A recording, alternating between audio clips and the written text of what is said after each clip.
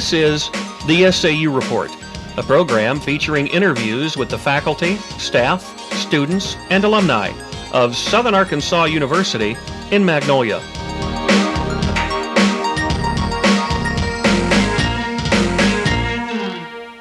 Hi, and welcome. I'm Tina Davis. And I'm Tamika Gulley. Our guest today is Dr. Ed Nipper, who is head registrar. Dr. Nipper, how long have you worked for SAU, and what are some of the things that you do in the registrar's office? I've been in the office of the registrar here at SAU for 10 years now, and I know students, when they think of the office of the registrar, they think about a lot of different things because we do many different things. We are the keepers of the academic record, and our responsibility is to make sure that every single student's academic record is accurate. And we are not as involved in the actual registration process as we used to be, but we do so many other things other than just academic records. For example, we do work with VA certification.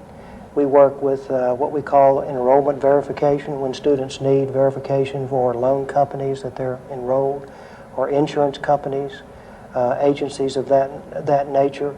We do athletic certification for our different teams, our football team, etc. And we're highly involved in the registration and working with the graduate school, getting the graduate school students squared away for as registration is concerned.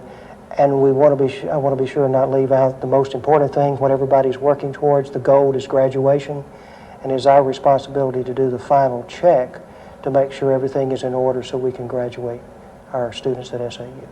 Dr. Nipper, I understand that there are how many people working there? I have 4 people besides myself working in the office. Okay, and what are their main key elements to working in their jobs? Okay, we have Mrs. Becky Talley, who her correct title is Registrar's Assistant, but some people more or less view Becky as our main secretary, the one that is the frontline person that the students see when they come to the counter in Nelson Hall, and along with student workers, of course, she tries to serve the students at the counter as well as the telephone calls that we get from students. Then, of course, Mrs. Jamie Dotson is our technical specialist, I should say. She basically is responsible for reports to Little Rock and federal reports. She is highly involved in the registration of students at the graduate level. I'm sure all of you are aware of the CAP test. Yes. She is involved in making sure that students are scheduled for the CAP test at the time that they need to take that test.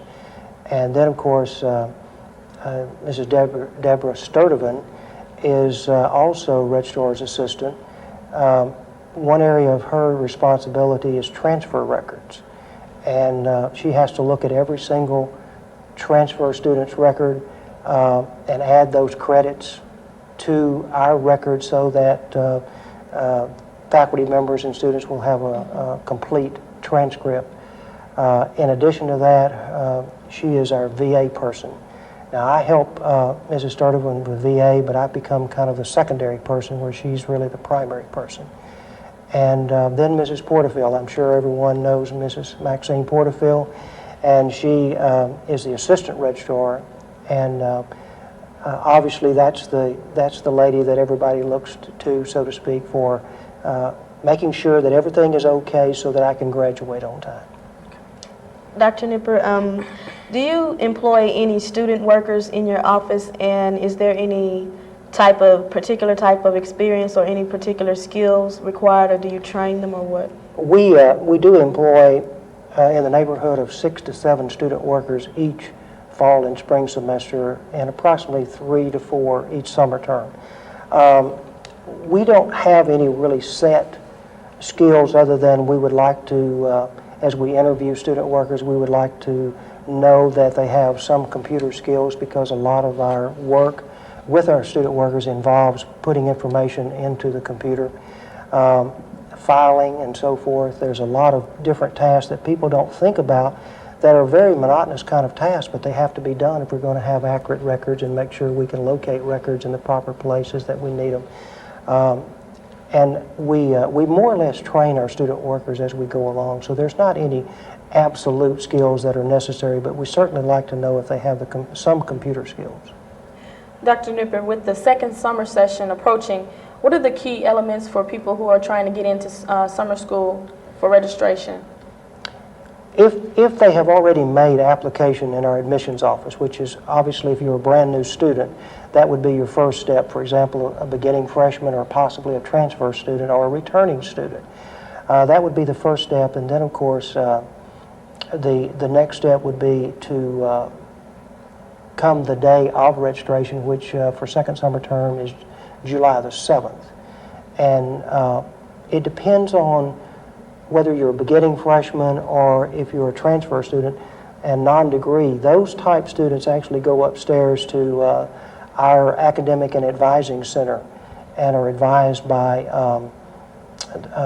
Mrs. Sarah Jennings and her staff. And they actually advise as well as register those students. If you are what we call 30-hour or more type student, then you go see your individual advisor, and that advisor can advise you as well as put you in the computer. I think the most important thing that students must remember about registration, and of course if you are a continual student, I should add you do not have to go back through the admissions process, but something that all students must constantly be aware of, the way that your schedule is saved in the computer is it is flagged by our business office.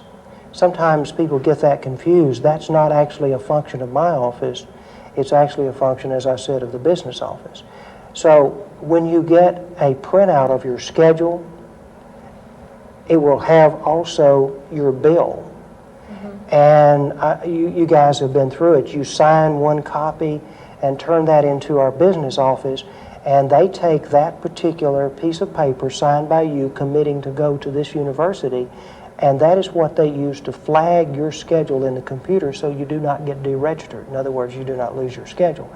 And sometimes students get confused about, well, my scholarship's going to take care of it, or I have some type of academic, rather financial aid that's going to take care of it, and I see a zero balance. Even if you have a zero balance, you still must turn that, I call it the schedule/bill, into our business office so they can use that piece of paper to flag your schedule. And I think that is very important that students understand that. Dr. Nipper, in the case of transfer students, is there any advice or any steps that you would advise them to take to make the process of transferring easier for themselves as well as for your office? I think there's two things that's very important in that respect. We're very fortunate at SAU, and I commend Dr. Gamble for having the vision to actually have what we refer to as a transfer coordinator, one person that can give answers to all beginning transfer students.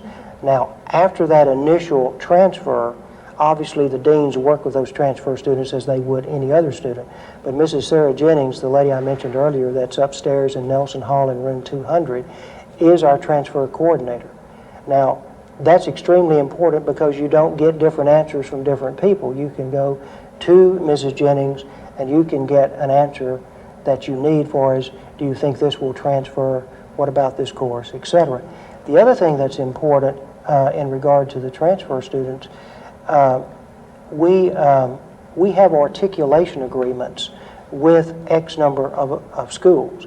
Most of our two-year schools, that what we call are our feeder schools, South Ark, SAU Tech, University of Arkansas at Hope, Cossatot at DeQueen, Texarkana College, Bossier Parish Community College, and I'm probably going to leave some out, but that'll give you an example. We have what we call articulation agreements, and we have booklets here as well as those particular schools, and you can look up a particular course, say at Bossier Parish, and see what the equivalent course is, if any, here.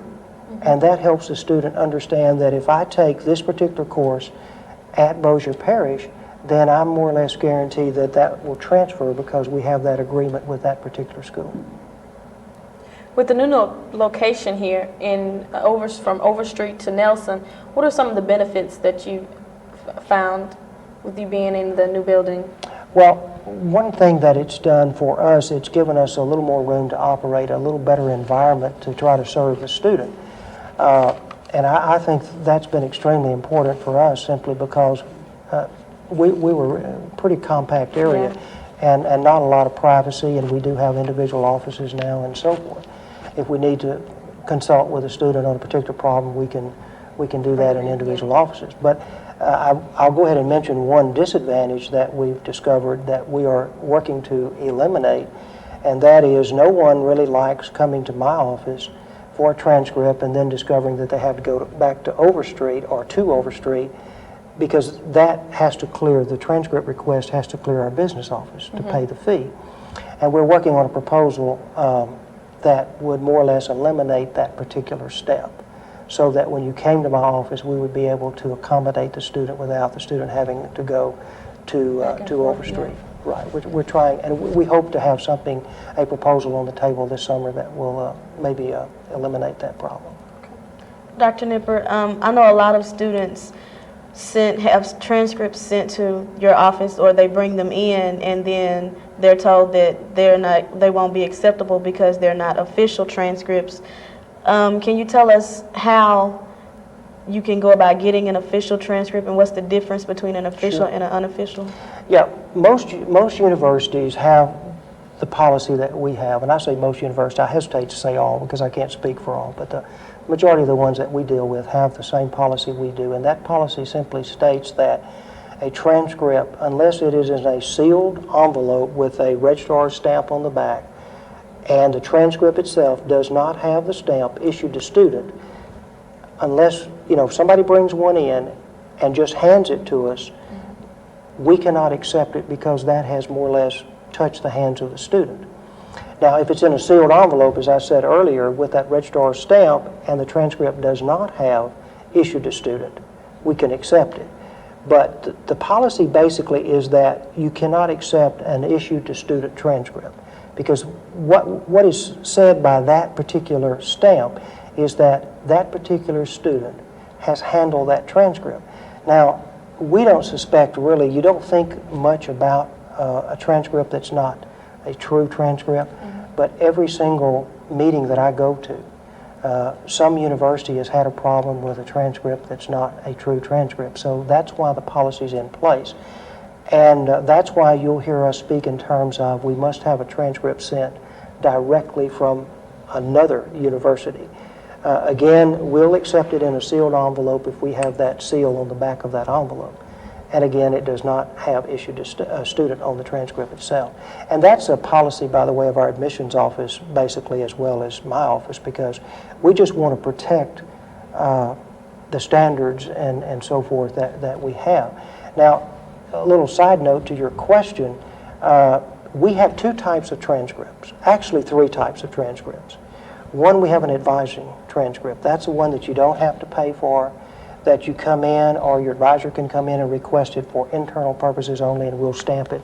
It's on white paper, says internal purposes only, okay? The second type of transcript, along with the official transcript that you asked about, the one will simply say issued to student, and it's on safety paper transcript. I give that to you. That is for your use. If a particular agency will accept that as issued to student, that's fine. As I say, most universities will not accept that except for advising purposes, okay? The other type of official transcript that is on safety paper is the one that does not have that issued to student stamp, and that's the one that we send directly to the other universities or like to receive directly from the other universities. Now, we will accept a fax transcript, okay, followed up by what we call the hard copy. Some universities will accept a fax as official, and some will not. Just depends on which school a student is dealing with. Dr. Nipper, at which times in the course of a year are you the most busy in the registrar's office? From August to August. Now, seriously, at the beginning of a semester, and at the end of a semester. That's what we call our peak times. Obviously, when we're closing out a semester, you actually have two functions. You're trying to close out a semester, like we're trying to close out first summer this week, but at the same time, you've got to be getting ready for second summer term. So really, our peak times, obviously, is the beginning of a semester or term and the end. Of course, on the end of the semester, even though we don't have a ceremony in December, we still have graduation to do. And then, of course, it's an extremely busy time in May because of our May graduation, which includes our December graduates. And then again, we're looking at August the 7th, I believe it is, our August graduation. So those are our two peak times. Dr. Nipper, when you talk about graduation, what part does the registrar's office play in? What do you do to help students who are graduating? Our main function, and I want to emphasize the fact that the deans, or I should start with the advisors and the department heads, and the deans work with students constantly. Once you hit 60 hours, Dr. Gamble asked us to send out a letter stating that if you've not filed a degree plan, you need to do so if you're a four-year degree person. We send it out at about 45 hours for the two-year degree people. And we want that degree plan on file, and if that degree plan is updated each and every semester, then by the time our function really comes at the end, when Mrs. Porterfield gathers the degree plans, what we refer to as the updated degree plans, and then she goes through her checklist for each type of degree and specialization or major. And so you might say we're the final check to make sure everything's in place. Now my function, I just started this recently, I'm checking out the Master of Education graduates. And so I have a checklist, and I make sure that everything is in order for us. Do they have a teaching certificate on file, or do they have testing scores on file, and so forth. But it's not like I don't want to de-emphasize the importance of the advisor, the department head, and the deans, because those are the key people that bring students along, so to speak, with their degree plan. And again, we're more or less like the final check to make sure everything's okay. Dr. Nipper, what are some of the major problems that you face in the registration office and with everything going on now? I think one challenge that we have is trying to serve the students and do it sometimes as efficiently as we would like to do it during some of our peak times. There honestly, even though we have student workers and I have a good staff, there are just times when the phone is ringing and we're trying to answer the phone, we're trying to serve students at the counter and so on and so forth. And I think sometimes we feel like sometimes it's not because we're not wanting to, but sometimes the constraints put on us at the busy time with, I've been there at times when I simply would get off the phone, another one would be ringing, and there would be people standing at the counter. And sometimes people get the impression that we're not giving them quite as good service as we should, and we really don't mean to give that perception. But it's tough sometimes when everything is going, and you guys have been there. You know how crazy it can be on registration day, and we do our best to try to accommodate everybody and try to answer their questions, and we hope we do a good job at it. It's good that you want to clear that up. What are some of the important changes that you would like to see come about in the near future? One thing that our state organization, when I say our state organization, I'm talking about ARC-ACRO, and that's made up of admission officers and registrars. One thing we've made a 3-year commitment to, and I think this is going to be a tremendous thing for the students, and Arkansas, quite honestly, is a little behind Texas and Oklahoma and Florida and Georgia on this particular issue, but we've got some very conscientious people working on it. I'm serving on this committee that is set up to do what we refer to as electronic submission and receiving of transcripts. And you can imagine what that's going to do if all of our schools, especially what we refer to as our feeder schools, if they all buy into this, then that simply means that if you need a transcript sent to Henderson, then we can send that electronically. And you know how quick that happens. You get things ready and hit the button and it's there. Yes. And you asked me earlier about some of the problems that I might see in the Office of the Registrar in regard to some of the frustrations. I think one thing is we send out transcripts every day and then we get phone calls that, hey, Henderson doesn't have it. And we check our trans log and show that we sent it. We just don't know what happened to it. And obviously we resend it, but I'm just saying if you send it electronically and everything's working properly, you don't have to worry about the United States mail. And I see that as one of the biggest steps we can take forward as offices of registrars in the state of Arkansas, and I'm really excited about that. I'm excited about the fact that we now have electronic submission of VA papers to Atlanta. That used to be the same problem about, well, Atlanta never got our paperwork and we would have to resubmit. And since we've been electronically submitting it, that problem has disappeared. I mean, the mail problem has disappeared. Yeah. So I would say those two things, anytime we can use the technology to improve our situation, then we're going to be able to have a more positive influence upon the student, because I can understand students being frustrated about the fact that my transcript never got to a particular location, and yet we look in the computer and we know we sent it. And as I said, we'll be glad to resend any transcript that didn't get there, but that takes time of the student, it takes our time, and hey, we can do it electronically. It's a 3-year project commitment, and we're looking forward to trying to get that off the ground.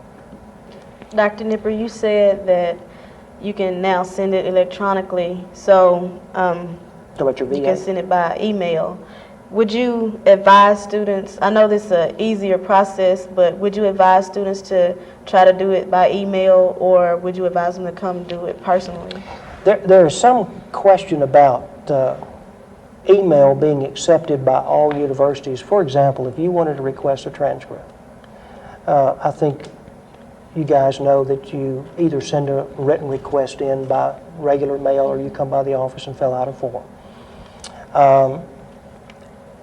Some universities are now accepting an email as long as the name is there. Obviously you can't sign it per se, but as long as the name is there.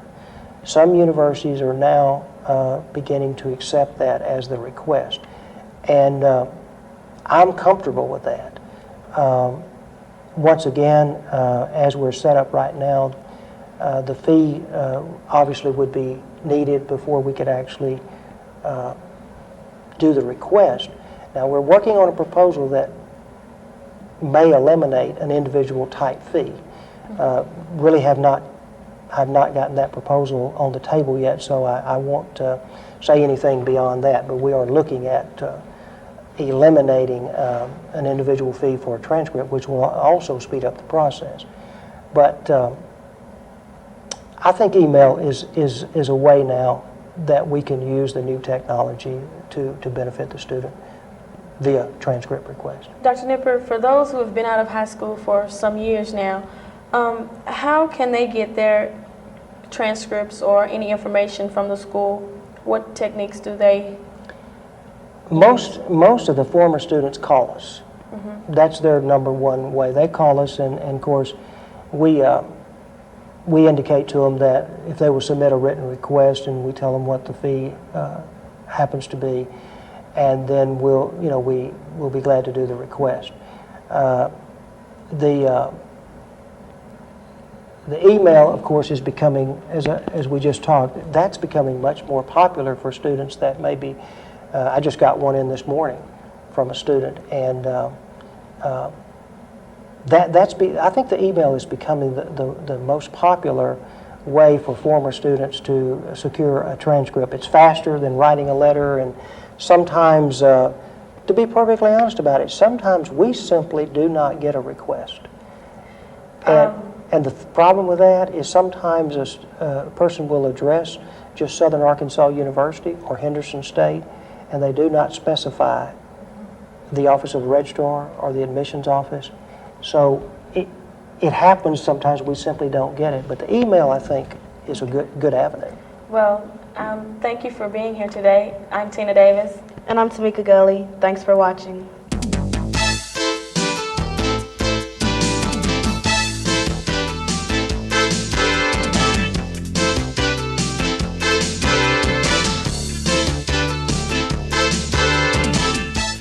The SAU Report is a production of broadcast journalism students in the Department of Theater and Mass Communication at Southern Arkansas University in Magnolia.